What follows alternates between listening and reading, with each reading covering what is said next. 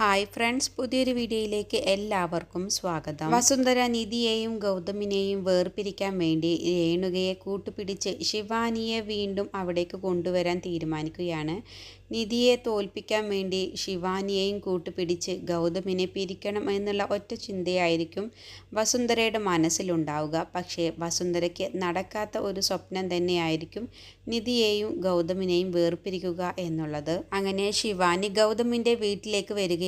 അങ്ങനെ ശിവാനി മനസ്സിൽ ദുരുദ്ദേശത്തോടു കൂടി തന്നെയാണ് വലതുകാൽ വെച്ച് വീട്ടിലേക്ക് കയറുന്നത്. പ്രണവും നിധിയും ശിവാനിയും കൂടി ഗൗതമിൻ്റെ വീട്ടിലേക്ക് കയറി വരികയാണ്. അങ്ങനെ ശിവാനിയെ കാണുന്ന പാറു ആകെ ഞെട്ടിപ്പോവാണ് കേട്ടോ. പാറുവും ഗോപിനാഥും ആകെ ഞെട്ടിപ്പോവാണ്. ഇവരെന്താ ഇവളെയും കൂട്ടി ഇവിടേക്ക് വന്നിരിക്കുന്നു എന്നുള്ള ഭാവത്തിൽ പാറു ഇങ്ങനെ നോക്കുകയാണ്. എന്നിട്ട് ശിവാനിയെ കണ്ടപ്പോൾ എന്താ ഇവളേനെയും കൂട്ടി വന്നിരിക്കുന്നത് നിധി എന്നങ്ങ് ചോദിക്കുകയാണ്. അത് അമ്മേ, ഒരു പ്രശ്നമുണ്ട് എന്നൊക്കെ പറഞ്ഞിട്ട് വിശദമായിട്ട് തന്നെ പാറുവിനോട് നിധി പറഞ്ഞു കൊടുക്കുകയാണ്. ശിവാനിക്ക് അവിടെ നിൽക്കാൻ ഒരു സാഹചര്യവും ഇല്ല. അവളെ അവിടുന്ന് ആളുകളൊക്കെ പരിഹസിച്ച് അവൾ ആത്മഹത്യ വരെ ചെയ്തിരിക്കുകയായിരുന്നു എന്നുള്ള കാര്യമൊക്കെയാണ് പറഞ്ഞു കൊടുക്കാൻ കേട്ടോ. പക്ഷേ എന്തിൻ്റെ പേരിലാണെങ്കിലും നിധി, നീ ശിവാനിയെ ഇവിടേക്ക് കൂട്ടിക്കൊണ്ടുവന്നത് തെറ്റ് തന്നെയാണ്. ഇവളെ കുടുംബത്തോടും നിന്നോടും ചെയ്ത ദ്രോഹത്തിന് കണക്കില്ല. അതുകൊണ്ട് നീ ഇവളെ കൂട്ടിക്കൊണ്ടുവന്നത് കൊണ്ട് നിനക്ക് തന്നെയാണ് ഇവൾ പ്രശ്നമുണ്ടാക്കാൻ പോകുന്നത്. നിനക്കറിയാവുന്നതല്ലേ, വസുന്ധരക്ക് അല്ലെങ്കിലേ നിന്നോട് ഓരോന്ന് പറഞ്ഞ് തട്ടിക്കേറുന്നതാണ് വസുന്ധര. ഇനി ശിവാനിയെ കൂടി കണ്ടാൽ ഇനി അത് മതി എന്നൊക്കെ പറയാൻ കേട്ടോ പാറു. അപ്പോൾ നിധി പറയുന്നുണ്ട്, കുറച്ച് ദിവസത്തേക്ക് ശിവാനി ഇവിടെ നിന്നോട്ടെ അമ്മേ, കാരണം ഒരു നിവൃത്തിയും ഇല്ലാത്തത് കൊണ്ടാണ്. ഞങ്ങളെ ഇത്രയും കാലം നോക്കി വളർത്തിയ അമ്മാവനെ ഓർത്തിട്ടാണ് ഞാൻ ഇവളെ ഇവിടേക്ക് കൂട്ടിക്കൊണ്ടുവന്നത് എന്നൊക്കെ ഇങ്ങനെ നിധി പറയുമ്പോൾ വീണ്ടും പാറുവും ഗോപിനാഥും കൂടി പറയുകയാണ്, ഇവൾ ഈ വീട്ടിലും നിന്നോടും ചെയ്തതൊക്കെ നീ മറന്നുപോയോ? അന്ന് കല്യാണത്തിൻ്റെ അന്ന് എന്തെല്ലാം തരത്തിലാണ് ഇവൾ പ്രശ്നങ്ങൾ ഉണ്ടാക്കിയത്. ഇവൾ മുഖേന ഒരേ ഒരു ഉപകാരം മാത്രമാണ് നമ്മുടെ ജീവിതത്തിൽ ഉണ്ടായിട്ടുള്ളൂ. ഈ നിൽക്കുന്ന ശിവാനി അന്ന് കല്യാണ മണ്ഡപത്തിൽ നിന്നും പോയത് കൊണ്ട് മാത്രമാണ് ഗൗതമിന് നിന്നെ കിട്ടിയത്. ആ ഒരു ഉപകാരം മാത്രമാണ് ഇവൾ ചെയ്തത് എന്നൊക്കെ അങ്ങ് പറയട്ടോ. അല്ല എന്നുണ്ടെങ്കിൽ നിന്നെ ഞങ്ങൾക്ക് ഒരിക്കലും കിട്ടില്ലായിരുന്നു.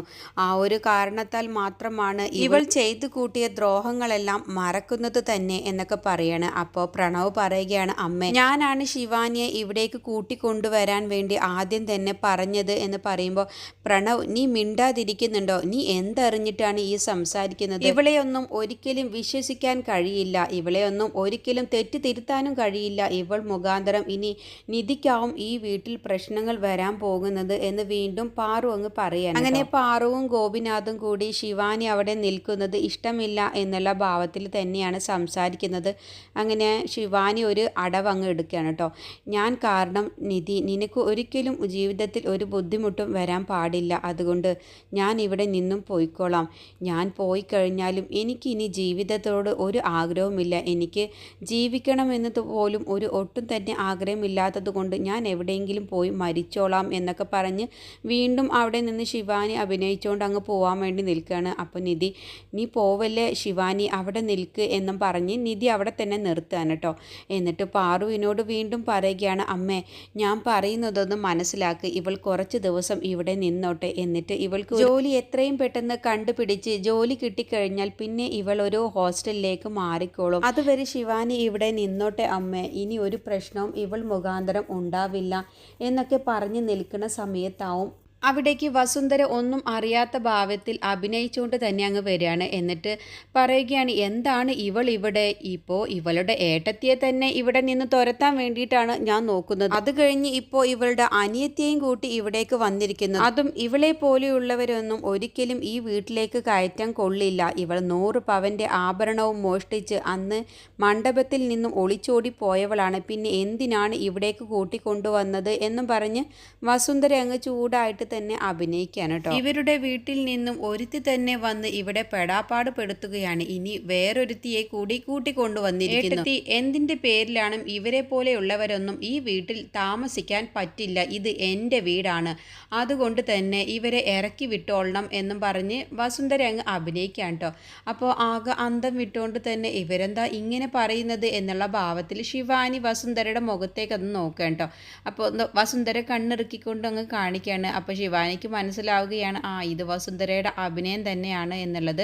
അങ്ങനെ വസുന്ധര പെട്ടെന്ന് തന്നെ ശിവാനിയുടെ കാലിൽ അങ്ങ് വീഴാണ് കേട്ടോ. എന്നിട്ട് മാഡം എന്നോട് ക്ഷമിക്കണം, ഞാൻ ചെയ്തതെല്ലാം തെറ്റ് തന്നെയാണ്.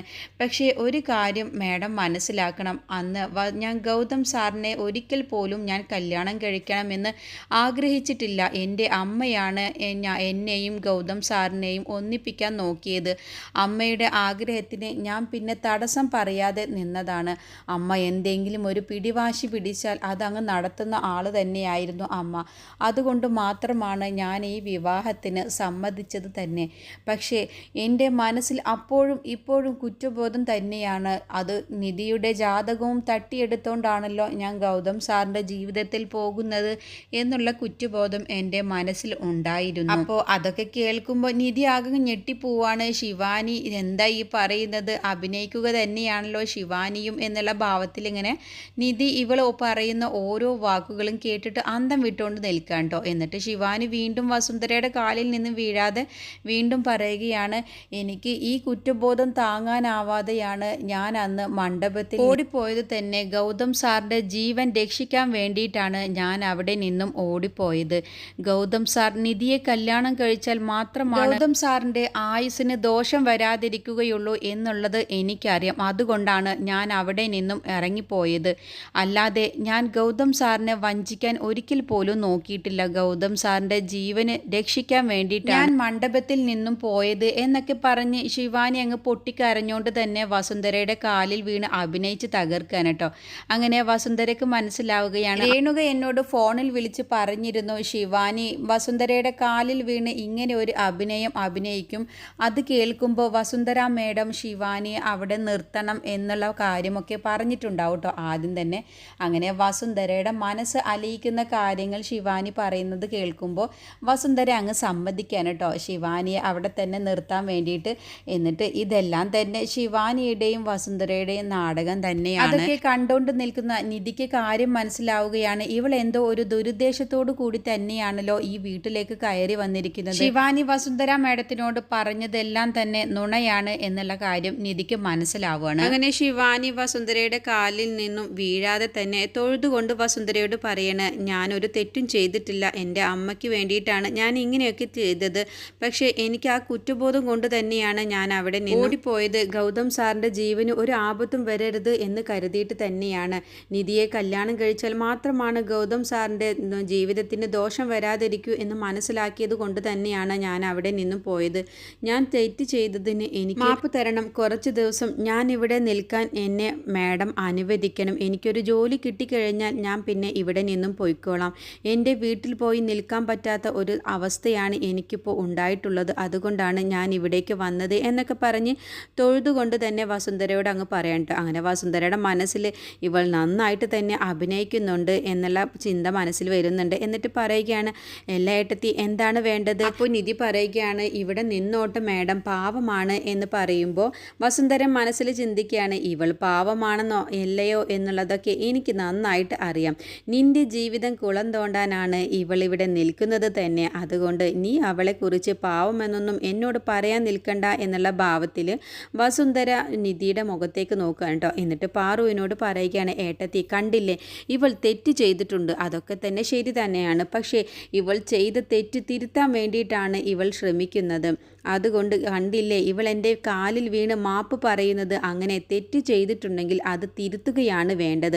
അല്ലാതെ ഈ നിൽക്കുന്ന നിധിയെപ്പോലെ അഹങ്കാരത്തോടു കൂടി നടക്കുകയല്ല വേണ്ടത് എന്നൊക്കെ പറഞ്ഞ് ശിവാനി അങ്ങ് ഇഷ്ടപ്പെട്ട രീതിയിൽ തന്നെ പാറുവിനോട് വസുന്ധര അങ്ങ് പറയാണ് ഇവിടെ നിന്നോട്ടെ എന്നുള്ള കാര്യം. എന്നിട്ട് വസുന്ധര പ്രണവിനോട് ചോദിക്കുകയാണ്, എന്താ പ്രണവ് നിൻ്റെ അഭിപ്രായം എന്ന് ചോദിക്കുമ്പോൾ ആൻറ്റി എടുത്ത തീരുമാനം നല്ലത് തന്നെയാണ്. കാരണം ഇവളെ ഒരിക്കലും ശിവാനിയെ ഒരിക്കലും അവളുടെ വീട്ടിലേക്ക് പറഞ്ഞയക്കാൻ പറ്റില്ല. അവളുടെ മാനസികാവസ്ഥ അങ്ങനെയാണ്. അതുകൊണ്ട് കുറച്ച് ദിവസം ഇവിടെ നിൽക്കുന്നത് തന്നെയാണ് നല്ലത് എന്ന് പറയട്ടോ. അങ്ങനെ വസുന്ധര പറയുകയാണ് പ്രണവിനോട്, എന്നാൽ നീ ഇവൾക്ക് റൂം കൊണ്ടുപോയി കാണിച്ചു കൊടുക്ക് എന്നും പറഞ്ഞ് വസുന്ധര അവിടെ നിന്നും അങ്ങ് പോവുകയാണ്. എന്നിട്ട് വസുന്ധര പോകുന്ന സമയത്ത് ചെറുതായിട്ടൊന്ന് നിധി ഒന്ന് കുത്തി നോവിച്ചിട്ട് തന്നെയാണ് കേട്ടോ വസുന്ധര പോകുന്നത്. അല്ലാതെ അഹങ്കാരിയായ ഇവളെ പോലെയല്ല ഈ നിൽക്കുന്ന ശിവാനി. ഇവൾ തെറ്റ് ചെയ്തതിന് അവൾ മാപ്പ് പറയുകയും അത് തിരുത്താൻ വേണ്ടി ശ്രമിക്കുകയാണ് ചെയ്യുന്നത്. പക്ഷേ ഇവളോ ഇവൾ കല്യാണത്തിൻ്റെ മുന്നേ ഏതോ ഒരു പയ്യനുമായിട്ട് സ്നേഹത്തിലാവുകയും പിന്നീട് ഗൗതമിനെ പോലെയുള്ള പണക്കാരനെ കണ്ടപ്പോൾ ആ പയ്യനെ മറന്ന് ഗൗതമിൻ്റെ ജീവിതത്തിലേക്ക് വരികയും ചെയ്തവളാണ്. ഇവളെ പോലെ ദുഷിച്ച മനസ്സുള്ളവളെ ഒന്നുമല്ല ഈ വീട്ടിലേക്ക് ആവശ്യം. ഇത് എൻ്റെ വീടാണ്, ഞാൻ എടുക്കുന്ന തീരുമാനം മാത്രമാണ് ഇവിടെ നടക്കുകയുള്ളൂ എന്നൊക്കെ പറഞ്ഞ് വസുന്ധര അഹങ്കാരത്തോടു കൂടി അങ്ങ് സംസാരിക്കുകയാണ്. അങ്ങനെ ശിവാനി വസുന്ധരയോട് നന്ദി പറയാനായിട്ട് ഒരുപാട് നന്ദിയുണ്ട് മാഡത്തിന്. ഞാൻ ഇവിടെ മാഡം പറഞ്ഞതുപോലെ തന്നെ കുറച്ച് ദിവസം നിന്ന ശേഷം എനിക്കൊരു ജോലി കിട്ടിയിട്ട് ഞാൻ ഇവിടെ നിന്നും പൊയ്ക്കോളാം എന്നും പറഞ്ഞ് നന്ദി പറയാൻ കേട്ടോ. അങ്ങനെ പാറുവിനോടും കൂടി ശിവാനി നന്ദി പറയുമ്പോൾ നീ എന്തിനാ അവരോട് നന്ദി പറയുന്നത്? ഞാനല്ലേ നിന്നെ ഇവിടെ നിൽക്കാൻ വേണ്ടി അനുവദിച്ചത്, അതുകൊണ്ട് എന്നോട് മാത്രം നന്ദി പറഞ്ഞാൽ മതി എന്നും ഇത് എൻ്റെ വീടാണ്, ഞാൻ പറയുന്ന കാര്യം മാത്രമാണ് ഇവിടെ നടക്കുകയുള്ളൂ എന്നും പറഞ്ഞ് പ്രണവിനോട് ശിവാനിക്ക് റൂം കാണിച്ചു കൊടുക്കാൻ വേണ്ടി പറഞ്ഞിട്ട് പ്രണവിനെയും ശിവാനി അവിടെ നിന്ന് അങ്ങ് പറഞ്ഞയക്കാൻ കേട്ടോ.